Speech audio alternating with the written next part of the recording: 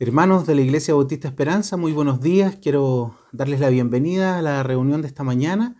Espero que estén todos muy bien, que puedan disfrutar de este día domingo, que puedan tener, por supuesto, su corazón, su mente dispuestas para escuchar la predicación del día de hoy, la palabra del Señor, que sin duda es lo más importante que hoy tenemos, que trascendental en nuestras vidas es poder escuchar la predicación, escuchar lo que Dios tiene para nosotros.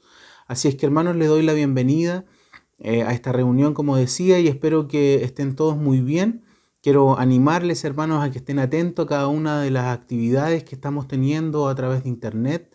Estamos con diferentes reuniones, con diferentes cosas que estamos haciendo a través de la web, ya que no nos podemos reunir, por supuesto, físicamente. Pero la iglesia sigue adelante, hermano, la obra del Señor no se detiene.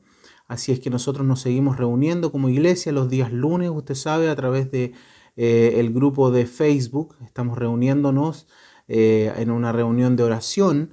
El pastor Fabián está transmitiendo en vivo ahí la enseñanza que tiene para nosotros los días lunes, y tenemos la posibilidad, hermanos, hermosa de poder compartir entre todos las peticiones que tenemos de oración, las acciones de gracias que podemos tener por lo que Dios ha estado haciendo en nuestra vida. Entonces, lo animo, hermano, a que esté participando. a que pueda estar compartiendo sus peticiones de oración, a que podamos orar unos por otros. El día lunes a las 8 de la noche esta reunión a través de nuestro grupo de Facebook. Además, por supuesto, el día miércoles tenemos nuestra reunión de mitad de semana. Estamos estudiando ahí el libro de Primera de Pedro, así es que les animo a participar también a las 20 horas los días miércoles y también los días domingo, como hoy en la mañana a las 11 de la mañana y en la tarde a las 19 horas estamos teniendo nuestros cultos normales los días domingo. Bueno, normales dentro del tiempo de pandemia, ¿cierto? Porque anhelamos con el corazón el momento en que podamos volver a reunirnos, en que podamos volver a vernos, en que podamos cantar juntos al Señor, en que podamos oír juntos la predicación físicamente, porque, insisto, es muy importante que estemos haciéndolo a través de este medio, que es el medio que el Señor nos ha dado para poder seguir adelante, para poder seguir en contacto. Así que otra vez, hermanos, les animo a que estén atentos, a que estén participando, a que puedan estar atentos a todo lo que estamos haciendo, hermanos. Les mando un abrazo muy grande, les extraño, espero que estén todos muy bien, a pesar de todo lo que está pasando, que podamos tener ánimo, que podamos tener confianza en el Señor, que podamos estar gozosos a pesar de todo y que podamos glorificar al Señor a través de las reuniones que estamos haciendo, hermanos. Les envío muchos saludos y les doy la bienvenida a esta reunión de día domingo. Hermanos, que el Señor les bendiga.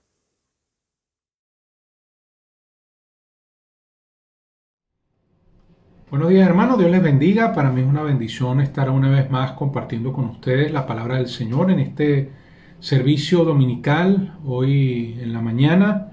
Quería pedirles por favor que abrieran sus Biblias en el libro de Filipenses capítulo 4. Filipenses capítulo 4 dice la Biblia, el versículo 15. Y sabéis también vosotros, oh filipenses, que al principio de la predicación del Evangelio, cuando partí de Macedonia, ninguna iglesia participó conmigo en razón de dar y recibir, sino vosotros solos. El versículo 14 dice, sin embargo, bien hicisteis en participar conmigo en mi tribulación. El apóstol Pablo, cuando escribió la carta a los filipenses, estaba preso, hermano. Él evidentemente no podía trabajar en la cárcel, pero sí podía, y de hecho recibió ofrendas de la iglesia de Filipos mientras estaba preso, para que la obra de Dios pudiera avanzar. Y él utiliza una palabra bien interesante, la palabra participar. Esa palabra participar es la palabra socio, o está relacionada con la palabra socio o sociedad. Es decir, el apóstol Pablo está diciendo, mire, en la predicación del Evangelio ustedes son socios conmigo. Por medio de las ofrendas que enviaban los filipenses, estaban siendo partícipes del avance y de la predicación del Evangelio. Ahora, la Biblia dice, hermano, que ellos participaron con Pablo. Dice, ninguna iglesia participó conmigo en razón de dar y recibir, sino vosotros solos. Es decir, los filipenses, hermanos, dieron ofrendas para que el evangelio pudiera avanzar y Pablo recibió esas ofrendas. Esa es razón de dar y recibir. Ellos dieron, Pablo recibió, pero sabemos, hermanos, que las ofrendas y lo que damos para Dios es al mismo tiempo como una siembra. Y así lo define 2 de Corintios, y en un momento vamos a ir a ese pasaje, 2 de Corintios capítulo 9, que cuando nosotros damos, hermanos, estamos dando, pero al mismo tiempo vamos a recibir, porque así Dios lo estableció. Es la ley de la siembra y la cosecha. Lo que uno siembra, uno cosecha. El versículo 16 dice, pues a una Tesalónica me enviasteis una y otra vez para mis necesidades. Ellos fueron constantes en dar y enviaron una y otra vez ofrendas para cubrir las necesidades del siervo del Señor, en este caso el apóstol Pablo, y del ministerio de la predicación del Evangelio. Hoy en día estamos pasando por una situación difícil, hermano. Algunos hermanos tal vez están con disminución de sus ingresos porque tienen menos trabajo, o algunos eventualmente habrán quedado sin ningún trabajo. Pero algo muy importante, hermano, es que nosotros de lo que recibimos, Dios nos exhorta a ser fieles para dar. Ahora, no damos porque tenemos mucho, hermano. Damos porque Dios nos da. Tal vez usted dice, bueno, hermano Ángel, usted habla de dar porque usted es médico y tiene un trabajo. Hermano, mire, le puedo dar como testimonio que en algún momento, hermano, yo ganaba lo necesario para comprar la comida de ese día. Pero Dios me dio la gracia y Dios me permitió seguir dando a pesar de no tener mucho. Y Dios, hermano, cuando somos fieles en dar, Dios, hermano, Dios bendice, y lo digo por testimonio personal, pero también porque la palabra del Señor así lo dice. El versículo 17, el apóstol Pablo dice, no es que busque dádivas. Mire, no les estoy escribiendo esto para que me den, sino, dice el apóstol Pablo, sino que busco fruto que abunde en vuestra cuenta. El apóstol Pablo utiliza esto de dar y recibir, es como la ilustración, hermano, que él está usando. Estos términos son como de una cuenta bancaria donde usted tiene el debe y el haber, lo que usted deposita y lo que usted retira. Y el apóstol Pablo está diciendo, hermano, que cuando nosotros damos a la obra del Señor, hermano, hay fruto que abunda en nuestra cuenta. En los cielos, evidentemente, la Biblia habla de sernos tesoros en los cielos, porque donde está nuestro tesoro está nuestro corazón, y hacernos tesoros en el cielo, dice la Biblia, pero evidentemente que también Dios promete que cuando damos y sembramos, Dios va a bendecir nuestras vidas. Ahora, no damos para que Dios nos dé, no decimos, bueno, yo voy a dar para que Dios me dé a cambio. Por supuesto que no es la motivación. Damos porque queremos obedecer al Señor, damos porque queremos agradarle, damos porque queremos que la obra de Dios avance, pero evidentemente, hermano, que al dar y al sembrar vamos a recibir un fruto. Y lo que le digo no es porque el pastor Fabián me dijo, hermano Ángel, hable con la iglesia para que los hermanos den más, o algo por el estilo, hermano. Es algo que Dios puso en mi corazón. Ni siquiera el pastor o ningún otro hermano sabía lo que iba a compartir en esta mañana. Pero sí, hermano, puedo dar testimonio personal que cuando damos al Señor, somos fieles en dar, ponemos nuestra fe en el Señor, porque sabe, si no confiamos en Dios nunca vamos a dar y no vamos a obedecer. Fe y obediencia van a la par. Si creemos que Dios nos va a bendecir al obedecer, al dar nuestros diezmos y ofrendas, vamos a obedecer y Dios a cambio nos va a bendecir. Es algo que viene como consecuencia de obedecer cualquier principio, cualquier mandato bíblico. Dice, no es que busque dádivas, no quiero que me estén dando regalos, dice a los filipenses, pero sino que busco fruto que abunde en vuestra cuenta. No en la mía, dice Pablo, sino que quiero que Dios los bendiga a ustedes. Vamos un momento rápidamente para terminar a 2 de Corintios capítulo 9. 2 de Corintios, por favor, capítulo 9, dice el versículo 6. Pero esto digo, el que siembra escasamente también segará escasamente, y el que siembra generosamente, generosamente también segará. Si usted siembra un grano de maíz o de choclo, va a tener una matica, ¿verdad? Y va a dar algunos frutos. Pero si usted siembra 100, va a tener 100 plantas y va a tener más frutos. Es evidente.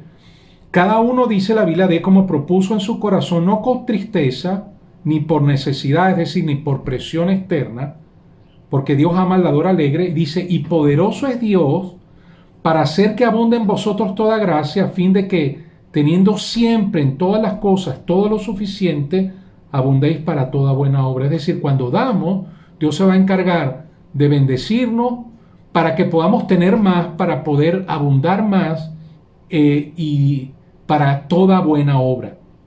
Es lo que la Biblia enseña, hermano. Yo quiero animarle en el nombre del Señor. Entiendo, hermano, que es una situación difícil. Entiendo que tal vez reciba menos, pero de lo que reciba, no deje de dar. No deje de dar sus diezmos. No deje de dar sus ofrendas.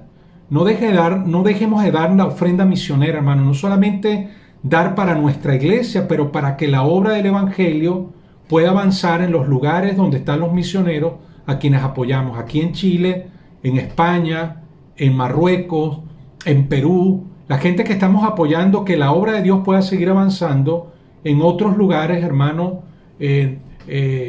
para que Dios pueda, la palabra de Dios, pueda ser predicada a otros lugares y más gente pueda recibir a Cristo. El fruto, hermano, principal que vamos a recibir como creyentes no es el dinero que podamos recibir a cambio de nuestro diezmo y ofrenda, pero es las almas de gente que sea casada con el Evangelio, y eso es un fruto eterno que nunca va a cesar. Yo le animo, hermano, yo le exhorto en el nombre del Señor, sigamos creyendo a Dios, sigamos confiando en el Señor, sigamos dando al Señor para el avance de su obra, y Dios ha prometido que a cambio va a bendecir y va a prosperar. Dios les guarde, Dios les bendiga grandemente.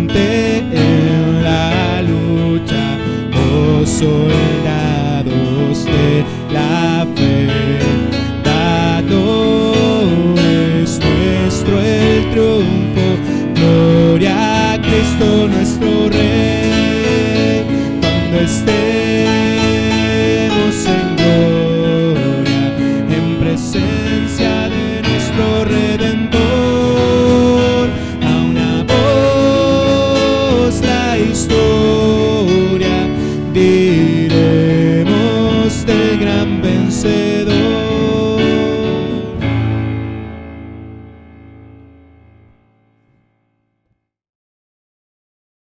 Hola hermanos de la Iglesia Bautista Esperanza, es un gusto saludarles hermanos este día domingo en la mañana, donde podremos estar disfrutando y donde disfrutamos hermanos de un servicio online, como ha sido últimamente, hermano, nuestros servicios. Entonces, últimamente hemos podido hacerlo de esta manera, últimamente hemos podido estar así, hermano, pero damos gracias al Señor porque a pesar de todo Él sigue siendo fiel, sigue proveyéndonos, hermano, sigue teniéndonos con bien, por supuesto. Así que vamos a ir a la Biblia, hermano, vamos a ir a Lucas capítulo 17 y hoy día vamos a leer, vamos a estar estudiando la historia de 10 leprosos y 10 leprosos que están desde el versículo 11 de Lucas 17 al versículo 19. Entonces, hoy hemos podido ver la historia de un hombre salvo. Hoy vamos a ver la historia de un hombre salvo y de sus 9 compañeros que a la misma vez que él fueron sanos. Por eso el título de este mensaje es 10 sanos, 1 salvo. Sin embargo, todos estos leprosos eran gente obviamente marginada por la sociedad. Sabemos en ese entonces para los judíos, los leprosos eran personas por decirlo así, dignos de marginación para las personas. Porque ellos eran vistos como personas contagiosas, ceremonialmente impuras y a decir verdad, hermano, los estudios de estos días han demostrado que en realidad la lepra es contagiosa, sí es verdad, pero la verdad es que el 90 o 95% de la humanidad es inmune a esta enfermedad. Entonces, no se sabe con seguridad cómo se transmite la enfermedad de esta condición, pero quienes viven con leprosos, obviamente sin cuidados sanitarios, van a estar obviamente de alguna manera expuestos al contagio, si ellos son de este porcentaje no inmune. Entonces, obviamente en ese entonces, sin tanto avance de salud, eran los leprosos aislados por el miedo a infectarse, pero también eran aislados por un miedo a estar de alguna manera ceremonialmente impuros. Eso dice la Biblia en Levítico, capítulo 13, versículos 45 al 46. Entonces, por ejemplo, en la enseñanza de los rabinos, en la enseñanza rabínica, la lepra ocupaba el segundo lugar de contacto en cuanto a términos de contaminación. El primero era con un cuerpo obviamente muerto, el segundo con un leproso. Entonces, no solo el verdadero contacto con el leproso era algo difícil, sino estar incluso hasta en una misma habitación le hacía a usted ceremonialmente impuro. Entonces, si metía la cabeza en un lugar donde había estado el leproso, en un cuarto, usted también era por decirlo así, un hombre impuro para la ceremonia. Entonces, la enfermedad en sí, la enfermedad de la lepra, era algo terrible para la persona en ese tiempo. Entonces, estar en esta condición era algo muy desdichado. Le hacía perder la esperanza, le hacía perder tener una vida digna e incluso adorar a Dios en el templo porque eran ceremonialmente impuros. Y esa era la condición de estas personas. Entonces, usted puede ver incluso en nuestros tiempos difíciles que muchas personas simplemente están buscando al Señor para recibir algo de Él, para recibir alguna sanación o algún tratamiento para la enfermedad. Y a pesar de que la mayoría de las personas dejan al Señor, aquellas personas que han buscado a Dios, por eso le dejan, hay un porcentaje también de personas que recibe verdaderamente el Evangelio de Dios. Entonces, en la historia que vamos a ver, primeramente encontramos a 10 hombres sanos que eran leprosos y buscaban la sanación. En Lucas 17, versículos 11 al 14, dice ahí la escritura: yendo Jesús a Jerusalén, pasaba entre Samaria y Galilea. Y al entrar en una aldea, le salieron al encuentro 10 hombres leprosos, los cuales se pararon de lejos y alzaron la voz diciendo: Jesús, Maestro, ten misericordia de nosotros. Cuando él lo vio, les dijo: id, mostraos a los sacerdotes. Y aconteció que mientras iban, fueron limpiados. Entonces, como ya hemos señalado, hermanos, en este momento los leprosos iban ante Jesús, eran hombres que no tenían ninguna más esperanza que sanarse por Jesús. Y ellos llegan a Jesús y le dicen: Maestro, Jesús, Maestro, ten misericordia de nosotros. Ten misericordia era una frase que regularmente se usaba y que denotaba de alguna manera una cercanía hacia Dios o un auxilio de Dios. Se pedía un auxilio al Señor. Entonces aquí ellos usan la palabra maestros en griego epistates, y quiero mencionar por qué estoy haciendo alusión a esta palabra, porque se usó una vez la palabra en la Biblia y se usó aquí para Jesús. Entonces denota a alguien que posee extrema autoridad o poder. Entonces, a diferencia de rabí o maestro en otras ocasiones que se usaron con Jesús, en esta ocasión se le está diciendo a él poder, o sea, tú tienes la autoridad, el poder para sanarnos. No están simplemente reconociendo su forma, su elocuencia como un maestro que da buenas enseñanzas dignas de seguir o no, sino que están viendo en él el que tiene el poder y la autoridad para hacerlo. De ahí podemos entender por qué cuando Jesús les dice: id y mostraos al sacerdote, ellos obedecen sin otra cosa que hacer, por decirlo así, obedecen directamente. Entonces, la súplica que le hicieron, Jesús le respondió. Entonces, sabíamos que esta enfermedad era algo incurable, era una enfermedad, era en la situación que se hallaban estos hombres, era algo desesperado, su vida eran desdichadas, y Jesús les ofrecía a ellos la única oportunidad de liberación. Entonces ellos, armándose de la fe que tenía, fueron ante Jesús y Jesús les respondió sanándoles. En un principio ellos vieron a Jesús como un gran sanador, pero solo uno vio en él un gran salvador, y eso es lo que vamos a ver un poquito más adelante. Pero como vemos, dice que Jesús les ordenó a ellos ir a los sacerdotes, ellos obedecieron ¿Y cuándo fueron? Fueron sanados. Y usted puede ver cuenta que los 10 hombres fueron limpiados, o sea, no hay duda de eso. Entonces, Jesús, su palabra fue lo suficiente para que ellos fuesen sanados. No hubo palabras espectaculares, de hecho, obras dramáticas no hubieron efectos especiales, no hubo actos teatrales, solo una completa limpieza por la palabra de Dios para aquellos desfigurados cuerpos y ya como siendo carcomidos por esta enfermedad. No hubo grandes cosas como usted ve en las campañas de sanación actuales, entre comillas de sanación, porque la verdad son falsas y de falsos maestros, hermano. Aquí vemos obviamente que Jesús manda a estos hombres a los sacerdotes y usted puede imaginarse a los otros 9 llegando ante los sacerdotes y ellos obviamente que habían rechazado el ministerio de Cristo ahora se encontraban dando a entender que estos hombres habían sido sanados por él. Entonces uno de los propósitos para Jesús enviarle a los sacerdotes fue ese, porque ellos se verían obligados a confirmar el poder sobrenatural que venía de Cristo, no solamente de parte de él, sino de parte de Dios, porque Dios es el único que podía haberles sanado, no era un simple profeta, su palabra les sanaba. Además, obviamente, ellos iban a dar gran testimonio porque después de la sanación de un leproso ellos tienen que pasar 8 días ahí siendo, por decirlo así, confirmando o validando la curación. Estos hombres iban a ser testigos vivos de la divinidad de Cristo y de su gran poder. Ellos fueron buscando sanidad, la misericordia de Dios y la encontraron. Jesús les dio la sanidad. Sin embargo, pasó algo interesante, pasó algo diferente a la historia. Y es que uno de ellos se devolvió a Cristo. Y veamos el versículo 15 al versículo 19. Dice entonces uno de ellos, viendo que había sido sanado, volvió glorificando a Dios a gran voz y se postró rostro en tierra a sus pies, dándole gracias. Y este era samaritano. Respondiendo Jesús dijo, ¿no son 10 los que fueron limpiados? ¿Y los 9 dónde están? No hubo quien volviese y diese gloria a Dios sino este extranjero. Y le dijo, levántate, vete, tu fe te ha salvado. Hasta este momento los 10 hombres actuaron en conjunto. Los 10 fueron ante Jesús, los 10 se iban yendo hacia los sacerdotes.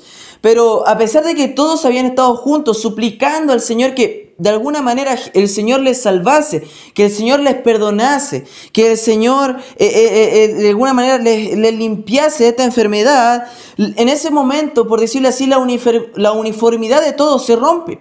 Porque uno de ellos, que se menciona, es samaritano, es extranjero, no es judío, vuelve, por decirlo así, y se asombra de que ha sido sanado por Jesús y le empieza a adorar. Entonces, obviamente muchos, los 10, deben haber estado felices de haber sabido que ahora iban a vivir una vida normal, de que podían estar con sus familiares, con sus amigos, pero solo uno de ellos, solo este que se devolvió, había captado la profundidad de lo que estaba haciendo Jesús. Él reconoció que había estado en la presencia del Dios encarnado y quiso más que una sanidad física.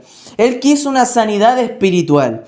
Entonces, los judíos sabían que en el Antiguo Testamento se enseñaba que solamente Dios era el Redentor y también el Salvador. Pero este samaritano lo captó con mayor profundidad. Imagínese en el camino, mientras es sanado a un lugar donde va a ser recibido mal, ahí con estos extranjeros, como un extranjero que no iba a poder quizás entrar al templo, que lo iban a mirar en menos por ser de una manera diferente, sin ver su sanación. Y este hombre empieza a mirar y dice, y ve que este hombre, Jesús, le ha sanado.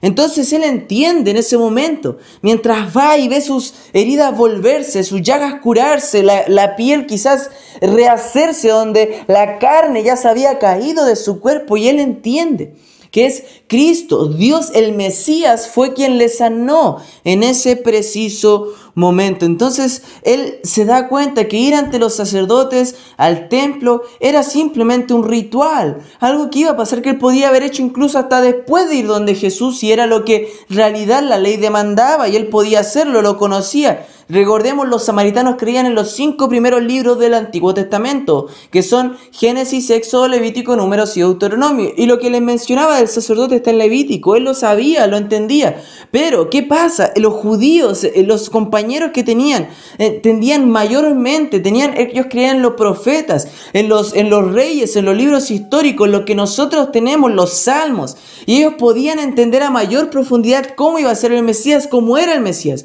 Pero no lo entendieron. No entendieron tanto, tenían un conocimiento limitado, no se dedicaron a pensar, vieron su felicidad, fueron a Jesús buscando sanación, la encontraron, pero nada más. Entonces usted puede darse cuenta que este hombre entendió que necesitaba reconciliación con él, no solamente una sanidad física, sabía que podía sanarse y después morir igualmente. Entonces este hombre hizo 3 cosas que revelan lo que le estoy diciendo aquí en la historia. Primero, dice que él se volvió y comenzó a glorificar a Dios, y dice que lo comenzó a glorificar a gran voz. Segundo, el hombre curado dice que se postró en tierra a Jesús en simbolismo de adoración, de humillación. Esa fue la confirmación de la divinidad, porque dice en Éxodo 34:14, hermano. Si podemos ir para allá, en Éxodo 34, versículo 14, podemos ir, hermano, a este texto. Vea lo que dice acerca de Jesús. En Éxodo 34, versículo 14. Y aquí la escritura dice: porque no te has de inclinar a ningún otro Dios, pues Jehová, cuyo nombre es celoso, Dios celoso es. Y Éxodo capítulo 20, hermano, también nos muestra esta verdad, esta realidad del pueblo judío. Éxodo 20, versículo 5 dice: no te inclinarás a ellos, ni le honrarás, porque yo soy Jehová tu Dios fuerte y celoso. Entonces usted puede ver que Dios demostraba que no había ningún otro Dios al que arrodillarse, postrarse más que solamente a Él. Entonces este samaritano lo entiende. Ni siquiera dice: bueno, estos judíos van allá a Jerusalén, yo voy a ir acá al monte Gerizim, como quizá usted ya pudo darse cuenta en la clase de escuela dominical. Entonces, no voy a ir para allá, no voy a hacer eso. Quizás mi entendimiento es poco, pero sé que este hombre es verdaderamente Dios, es el Mesías que había de venir, a quien estábamos esperando. Entonces él se da cuenta, va ante Cristo, le adora, y usted puede darse cuenta que por último él da gracias a Jesús. Él da gracias, no dice: bien, mi fe me ha salvado. ¿En qué sentido? Que yo empecé a caminar y eso me dio la sanación. No, los otros se dirigieron hasta el templo para adorar. Y quizás, hermano, hasta fueron a adorar sin duda al templo. Pero este hombre supo que aquel que le sanó, no le sanó por rituales, no le sanó por una ceremonia. Simplemente lo que él hizo fue decir estas palabras y fue sano. Él sabe que este hombre se le adora en espíritu y en verdad. Se le adora su persona, no a través de rituales. El ritual puede hacer algo, pero no es la verdadera adoración que Dios quiere, o simplemente eso. Entonces, no sabemos si después él fue a este lugar, no lo sabemos, porque no es lo importante de esta historia. Aquí vemos que él se centra en adorar verdaderamente a Cristo. Él reconoció la manifestación de la gracia de Dios y el poder divino. Entonces Dios, hermano, quiere simplemente la adoración hacia Él. Dios no quiere, hermano, que usted adore a las personas, que usted adore a los líderes, que agradezca a los líderes. Hermano, estamos acá para que usted dé gracias y agradezca a Dios. Eso es lo que buscamos, hermano, adoración a Dios. No es otra cosa. Aquí, hermano, quizás ellos pudieron llegar a donde estaban los líderes religiosos y decir cosas, pero no era lo importante. Fueron sanados por Cristo en ese preciso momento. Él entendió, como dice Colosenses capítulo 2, 9, Colosenses, hermano, capítulo 2, versículo 9, acerca de Cristo, y dice: porque en Él habita corporalmente toda la plenitud de la deidad. Entonces usted se da cuenta, hermano, que este samaritano comprendió la profundidad de lo que había pasado. Jesús estaba ahí con él, el Mesías. Entonces, hermano, estos 9 se fueron, recibieron de Dios todo lo que quisieron y se fueron. Sin embargo, hermano, este hombre fue sano verdaderamente. Sin duda, hermano, en nuestros días, acá, lo que vemos en tiempos difíciles de pandemia, es mucha gente acercándose a Dios, por supuesto. Muchos han perdido el trabajo, muchos han sido contagiados, muchos han perdido un ser querido, muchos están en graves enfermedades y terribles problemas en su familia. Y buscan a Dios, buscando que Dios solucione estas cosas, buscando que ellos se aferren a Dios para que Dios les dé lo que ellos están buscando, para que Dios quizás les dé sanidad, un trabajo, dinero, tiempo, salud, lo que sea, hermano. Pero no están buscando verdaderamente a Dios. Entonces, ¿qué puede ver usted, hermano? Sabemos que muchos buscan a Dios, pero por lo que pueden obtener de Dios. Pero este hombre que buscó a Dios de esa manera fue transformado por él. Y se dio cuenta que estaba teniendo un encuentro con el Dios vivo, encarnado. Y no pudo nada más que hacer que arrodillarse, glorificarle, adorarle y agradecerle, hermano. A diferencia de los 9 hombres que tuvieron un corazón duro, sin arrepentimiento y satisfechos, este hombre sabía que necesitaba un Salvador. Y reconoció que este hombre que estaba al frente era Dios mismo, su Salvador. Y tuvo una reacción muy similar, si usted va unos versículos atrás, a Lucas capítulo 5, versículo 8. Cuando Pedro estaba pescando y vio que Jesús le multiplicó los peces, en Lucas 5:8 él dice: viendo esto, Simón Pedro cayó de rodillas ante Jesús diciendo: apártate de mí, Señor, porque soy hombre pecador. Entonces eso es, hermano, estar enfrente a Cristo es eso, leer la Escritura es eso, decir: soy hombre pecador, soy un ser pecaminoso, necesito de aquel que habla la Escritura, necesito de Cristo cada día más en la vida. Usted puede ver, hermano, aquí los judíos tenían mucho conocimiento, entendían más que este samaritano, pero tener más conocimiento no es necesariamente, hermano, una característica de alguien que ama, que honra, glorifica y agradece verdaderamente a Dios y le adora. No es necesariamente, hermano, pero sin duda, alguien que ha tenido este encuentro con Cristo, querrá conocerle, querrá estar con Él, como este hombre fue ante Cristo. Si usted ama a Cristo, querrá estar con Él, hermano, querrá tener tiempo en la Escritura, leyendo la Biblia, querrá tener tiempo orando, hermano. No pondrá excusas ante los hombres, excusas que debería poner ante Dios, y que Dios le va a decir un día: tus excusas fueron ridículas. Por eso, hermano, ve aquí a un hombre, quizás con una motivación incorrecta al principio al buscar a Cristo, ser sanado simplemente. Fue transformado por Él, fue transformado por la palabra de Él, fue transformado por Cristo. Entonces, hermano, usted que está ahí en casa, a veces en ocasiones ha caído en el error de buscar a Dios para recibir algo de Él. Va y le pide sanidad, va y le pide quizás recursos, va y le pide que le dé dinero, va y le pide estas cosas. Pero vaya ante Dios, hermano, buscando adorarle y glorificarle como este hombre lo ha hecho. Y vaya leyendo, hermano, la Escritura, confrontando su vida, sabiendo que este hombre recibió una bendición de Dios, pero se dio cuenta también de su pecaminosidad. Dijo: fui bendecido por Dios y debo estar bien en mi vida completamente. No es eso, hermano. A veces las bendiciones de Dios son más que nada para darnos cuenta que Él es el bueno y yo el malo. Entonces, hermano, en las bendiciones de Dios a veces simplemente decimos: yo estoy recibiendo algo es porque soy bueno. No, hermano, Dios es bueno, Dios es grande, Dios es misericordioso. Por eso todas las personas se enfrentarán 2 opciones, hermano. Pueden sentarse a experimentar la gracia de Dios que da a todas las personas el Señor, como dice en Mateo 5:45, que Dios hace salir el sol sobre justos e injustos, y personas que dirán: bueno, Dios es bueno, he tenido una buena vida y no voy a arrepentirme. O puede usted ser del otro grupo, que va a clamar a Dios, como en Lucas 18, versículo 13, a un hombre diciendo: Dios, sé propicio a mí, pecador. El fariseo entendía mucho, conocía mucho, había leído libros que quizás el publicano nunca, pero el publicano decía: Dios, sé propicio a mí, pecador. Entonces, mi hermano, usted analice su vida, examínese. ¿Está buscando verdaderamente a Dios por lo que Él es? Sabemos que solamente aquellos que piden perdón y misericordia sin buscar algo a cambio del Señor serán verdaderamente justificados. Entonces, hermano, en su vida, examínese y piense si está buscando simplemente a Dios para recibir algo de Él, ¿O está verdaderamente buscando a Dios y presentándose usted como un sacrificio vivo a Dios? Diciéndole, Señor, y así como María dijo en Lucas capítulo 1, he aquí la sierva del Señor, he aquí el siervo del Señor, y presentarnos para lo que Él desee hacer de nosotros. Entonces, hermanos, vamos a orar, vamos a terminar esta enseñanza, y ya, hermano, esperando que tenga una bonita tarde y hasta el culto de la tarde. Vamos a orar. Padre amado, Señor Jesús, quiero darte las gracias en esta hora por el tiempo que tú nos das, Señor, aprendiendo tu palabra, Señor, viendo esta historia, siendo confrontado también por ella.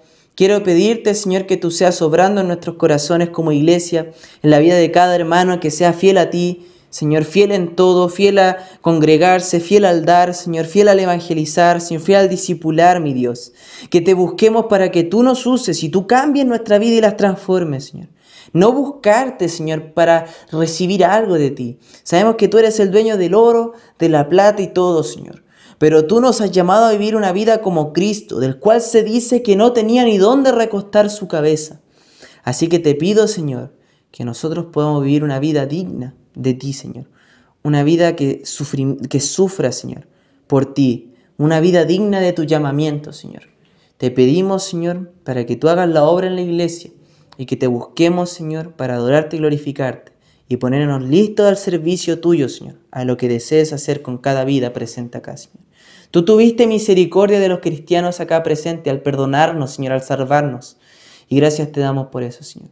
Así que te pido por la vida de cada uno, si hay algún hermano que dentro de su corazón diga, yo estuve buscándote, Señor, pero para recibir algo de ti. Señor, tú confróntale y, Señor, que él pueda examinarse y pedir perdón por aquel pecado.